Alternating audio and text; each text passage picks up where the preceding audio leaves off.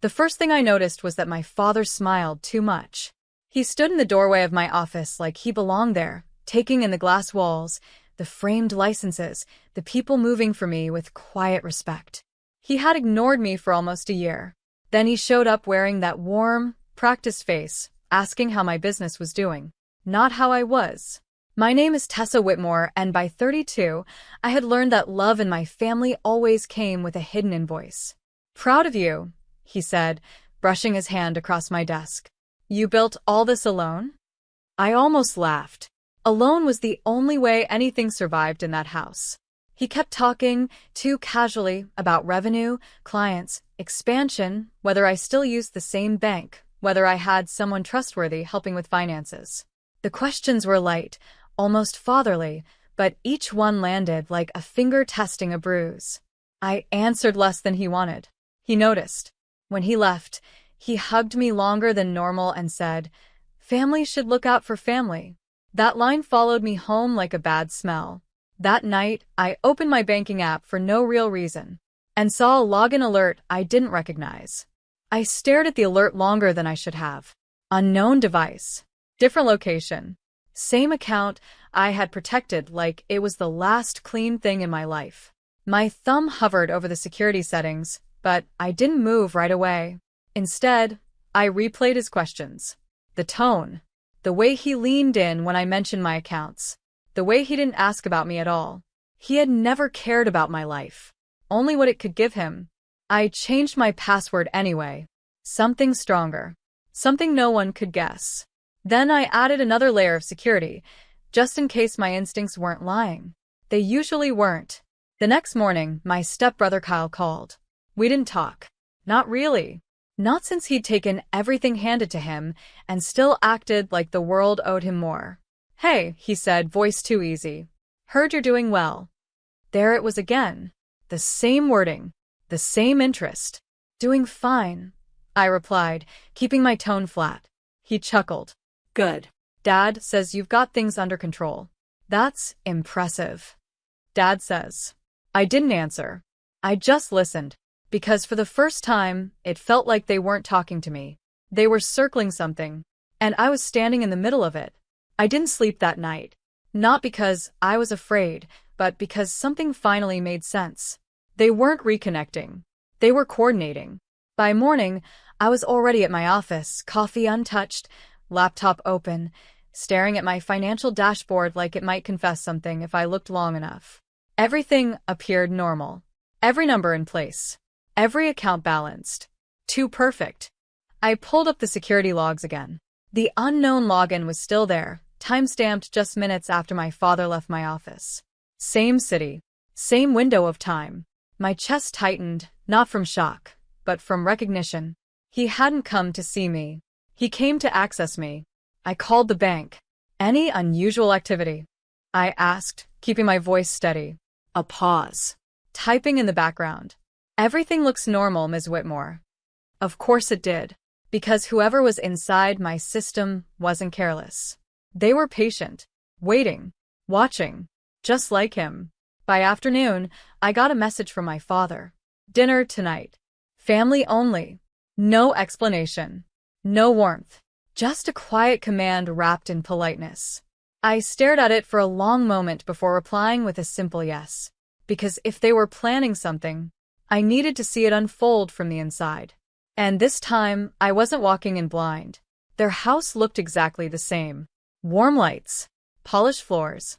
That staged version of family they loved pretending was real. Kyle opened the door, smiling like nothing had ever been broken between us. "Tessa, you made it." I nodded, stepping inside slowly. My father stood near the dining table, already watching me.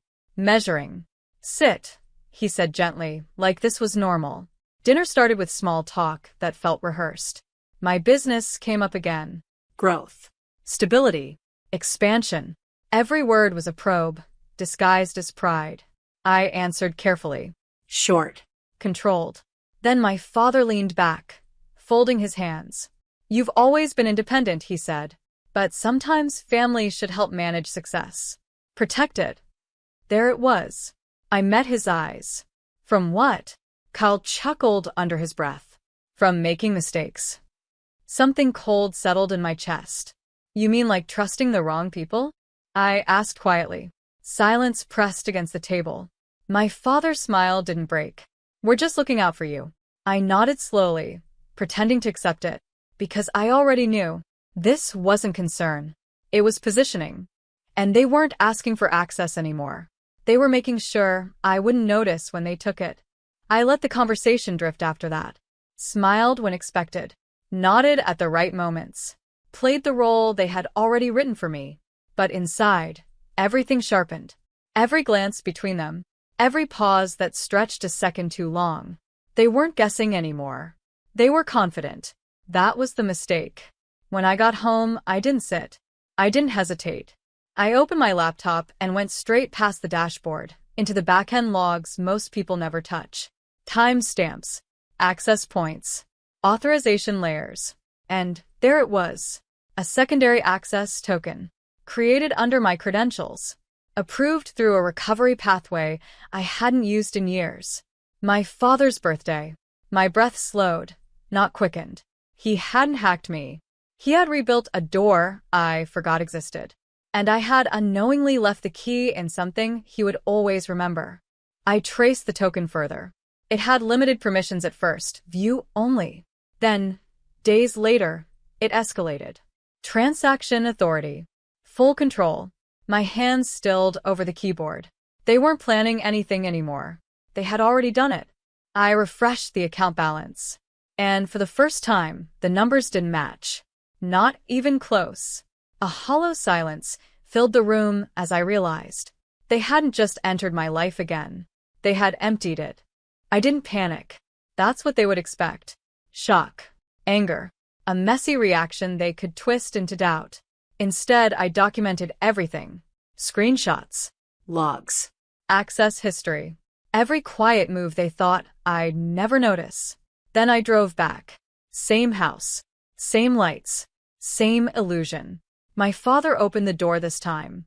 No surprise on his face, just a slow, calm acceptance, like he'd been waiting for this moment to arrive. You came back, he said. I need to understand, I replied. We sat across from each other. No dinner. No performance now. Why? I asked. He didn't deny it. Not even for a second. You weren't using it the right way, he said simply. Money like that should stay in the family. My throat tightened, but my voice didn't. So you took it? I invested it, he corrected. Your brother needed a start. A house.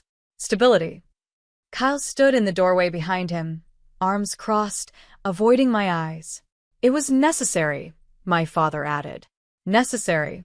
I let that word sit between us, heavy and ugly. Then I nodded slowly, like I understood, because in that moment I did. This wasn't a mistake. It was a decision, and so was what I did next. I reached into my bag and pulled out my phone, already recording. I placed the phone on the table between us. Not dramatically, not as a threat, just enough for him to see the red light. My father's eyes flicked down, then back to mine. For the first time that night, something shifted. Not fear, calculation. You're recording? He asked, voice still controlled. I wanted to be clear, I said evenly, about what you just admitted. Kyle straightened behind him. Tessa, don't turn this into something it's not. I looked at him. Really looked this time. You mean theft? I asked quietly. Silence answered me. My father leaned forward slightly. We're family. This doesn't need to leave this room. That line again.